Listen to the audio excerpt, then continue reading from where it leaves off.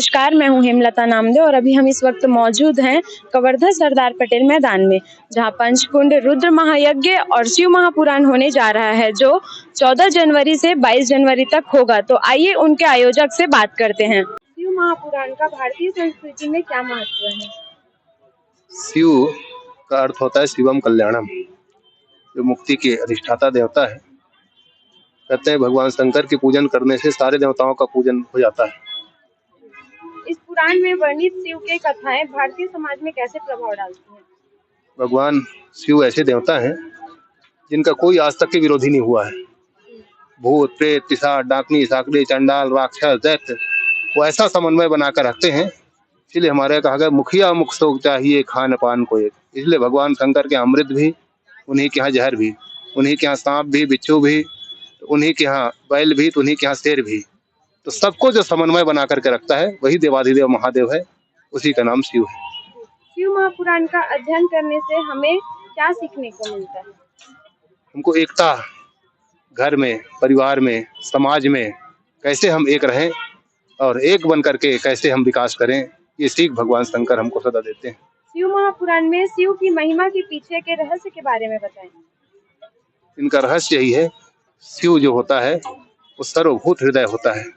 त्रैलोक्य सचराचरम कहा गया है, त्रैलोक्य का जो रूप है उसी शिवलिंग के रूप में विराजित रहते हैं। उनकी आराधना ही संपूर्ण सुख, शांति और कल्याण के देने वाले होते हैं। यही भगवान शिव पुराण में बताया गया है। इस शिव पुराण में कौन कौन सी कथाएं वर्णित हैं? श्री शिव महापुराण की कथा जो आज होगी, पूज्य दंडी स्वामी ज्योतिर्मन सरस्वती जी महाराज के श्रीमुख से कथा प्रवाहित होगी।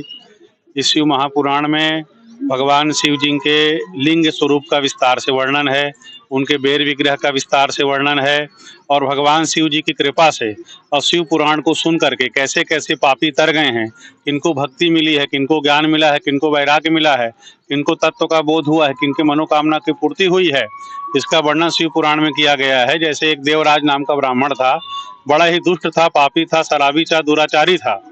वो प्रयाग जाता है, उसकी तबीयत खराब हो जाती है। अचानक अनायास शिव पुराण कथा सुनने को मिल जाता है। एक माह कथा सुनता है और भगवान शिव जी कृपा से वो पाप से मुक्त होकर के शिव के धाम चला जाता है।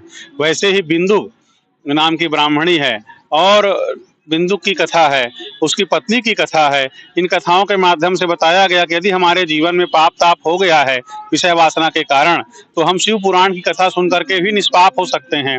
अपने पापों का प्रायश्चित करना चाहिए और पुराण सुन करके जीवन में निश्चय करना चाहिए कि जो गलती हमसे हो गई आगे गलती नहीं करेंगे, तो प्रायश्चित करने पर ही पाप का नाश होता है। तो शिव पुराण के माध्यम से ये कथा बताई गई है।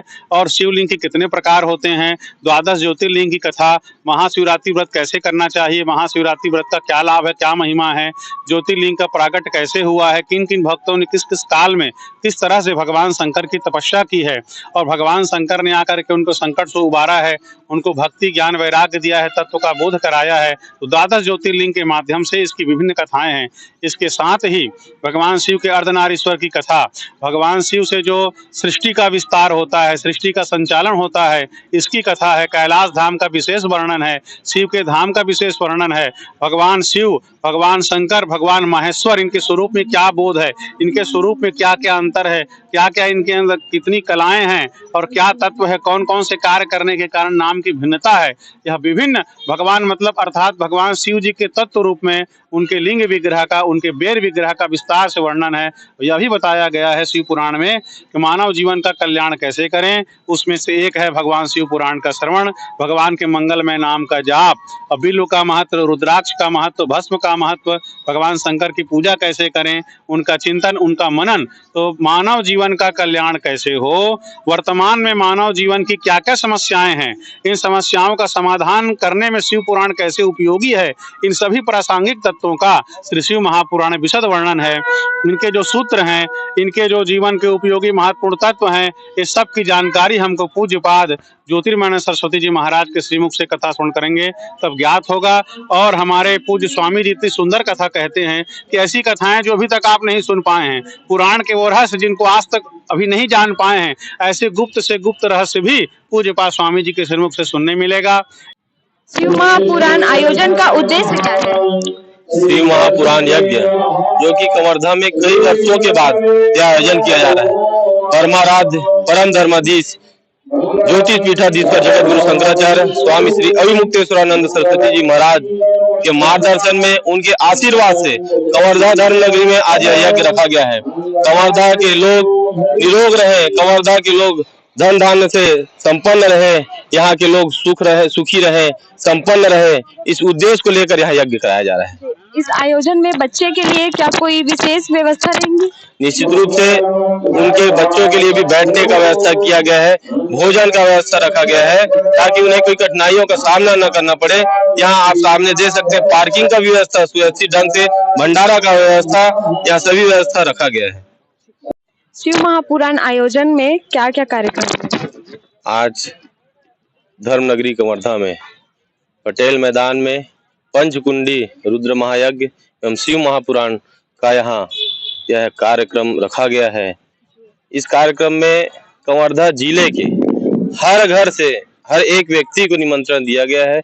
हर एक घर से सहयोग, एक मुट्ठी चावल भी जो सहयोग किए हैं उनसे लिया गया है और यह आयोजन कवर्धा जिला वासियों के द्वारा किया जा रहा है। यह आयोजन के मुख्य ज्योतिर्मयानंद सरस्वती जी महाराज जो कि सलधा से हैं, दंडी स्वामी हैं, उनके द्वारा यहाँ किया जा रहा है। जी, इस आयोजन में भोजन और पेय की क्या व्यवस्था रहेंगी?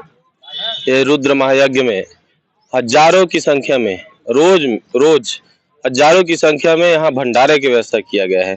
लगभग 4 से 5 हजार लोगों की व्यवस्था भंडारा की यहाँ किया गया है। बैठने का, रुकने का व्यवस्था किया गया है और हजारों की संख्या में काफी साल बाद कवर्धा में यह यज्ञ हो रहा है। यहाँ पहुँचने के लिए क्या कोई पंजीकरण या टिकट की आवश्यकता है? नहीं, कोई पंजीयन की जरूरत नहीं है, कोई टिकट की व्यवस्था नहीं है, कोई वीआईपी व्यवस्था नहीं रखा गया है। आम जनता के लिए है, आम नागरिक के लिए रुद्र महायज्ञ रखा गया है। इसी तारतम्य में आज कलश यात्रा, भव्य कलश यात्रा भी रखा गया है, जो कि राम मंदिर से अभी 12 बजे कलश यात्रा माता बहनों के द्वारा रखा गया है। पूरे शहर में कलश यात्रा निकाला जाएगा, भव्य स्वागत किया जाएगा और अंतिम में पटेल मैदान में इसका समापन किया जाएगा। पंचकुंड या महारुद्र यज्ञ और शिव महापुराण का टाइमिंग क्या है? रुद्र महायज्ञ और शिव महापुराण का सुबह 8 बजे से 11 बजे तक, फिर 2 बजे से शाम 5 बजे तक यह कार्यक्रम रखा गया है और कवर्धा से हर एक व्यक्ति इस महापुराण में आने के लिए और सहयोग भी कर रहे हैं।